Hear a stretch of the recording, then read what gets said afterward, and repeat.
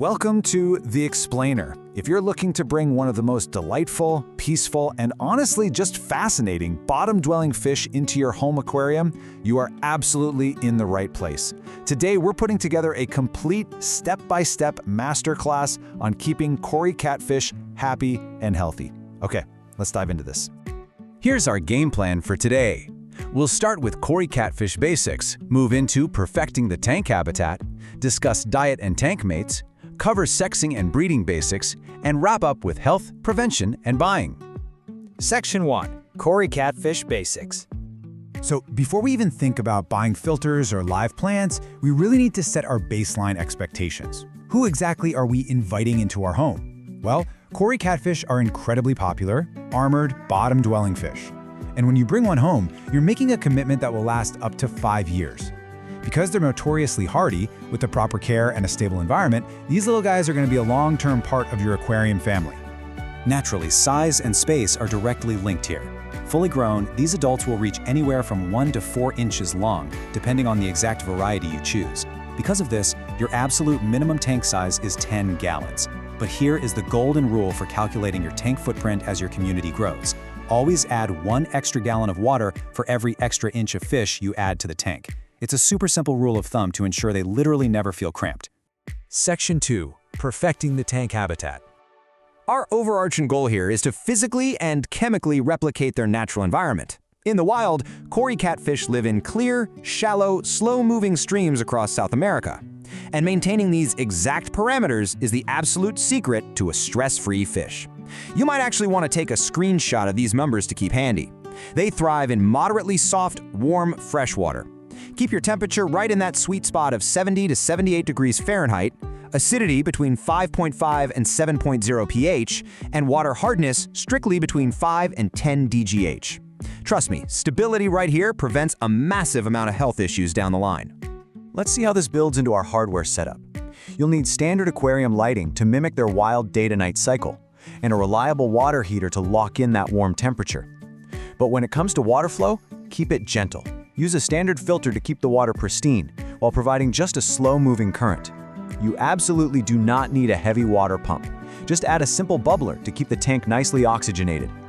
Now, before we look at decorating the tank, we've got to talk about anatomy for a second. Barbels. These are the delicate whisker-like sensory organs right around the Cory's mouth. They spend basically all day burying their faces in the riverbed using these barbels to scavenge for food. So the crucial point is that this specific biological trait must completely dictate your choice of aquascape. Because of those delicate barbels, you must strictly avoid sharp gravel. Sharp substrate will literally cut your fish's face as they dig around. Instead, you want to use soft sand or fine, rounded gravel. To replicate their partially shaded natural streams, plant the tank heavily with Amazon swords, pennyworts, crypts, and dwarf hairgrass.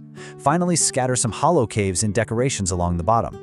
These are naturally shy fish, so they really need those dark, safe places to hide out during the day. Section 3. Diet and tank mates.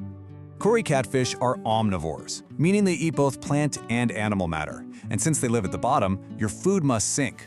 Use sinking pellets or bottom feeder tablets every day. Then, twice a week, treat them to live or frozen bloodworms and Daphnia. But listen closely to this part. Only feed them what they can eat in 3 to 5 minutes. They're slow eaters because they literally have to hunt through the sand for their food. If you overfeed them, that leftover waste rots and causes deadly nitrite spikes in the water. We definitely don't want that. As for their roommates, Coryas are shy, peaceful, diurnal fish, meaning they're awake during the day but like to hide, and then they shoal with others in the evening. They need equally peaceful companions. Tetras, guppies, mollies, and swordtails are perfect. Other bottom dwellers like plecos, odos, nearite snails, wood shrimp, and fiddler crabs work wonderfully too. You must firmly avoid aggressive, territorial fish like Oscars or cichlids. They will relentlessly bully your slow-moving Corys, and it just won't end well. Section 4. Sexing and breeding basics. First off, how do you even tell them apart? They reach sexual maturity at about 6 to 9 months old, and to really tell the difference, you have to look at them from above. The females are longer and have noticeably wider, rounder bellies to hold eggs. The males, on the other hand, are visibly smaller and much narrower in comparison. Once you have a healthy pair, you trigger breeding by essentially hacking their biology to mimic a wild South American rainstorm. Step 1. Move them to a separate vegetated breeding tank. Step 2. Feed them live insects. In the wild, bugs are way more active and fall into the water just before a storm hits. Step 3. Gradually drop the water temperature by exactly 3 degrees. This cold, nutrient-rich change signals to them that it is the absolute perfect time to reproduce. Now, the spawning aftermath requires a very watchful eye. The female will hold the eggs in her pelvic fin and deposit them safely on the glass or in the substrate.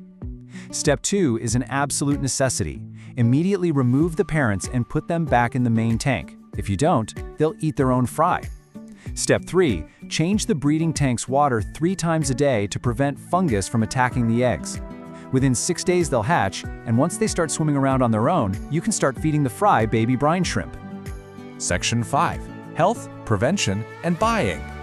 Knowing how to pick the right fish at the store and troubleshoot sickness is exactly what separates a novice from a master. Even the hardiest fish get sick sometimes, so here are the 2 most common threats. First is itch, a parasite that causes white, itchy spots. But because corias are covered in bony, armored plates, you often can't even see the spots. You have to watch their behavior instead. If they're lethargic or flashing, which means aggressively rubbing themselves against tank decorations, move them to a warm quarantine tank and add aquarium salt. Second is red blotch, a bacterial infection causing bloody blisters. You treat this with tonic salt and a broad-spectrum antibiotic like tetracycline. Honestly though, you can prevent it entirely just by using a soft substrate that doesn't scratch their bellies. But here is a critical warning.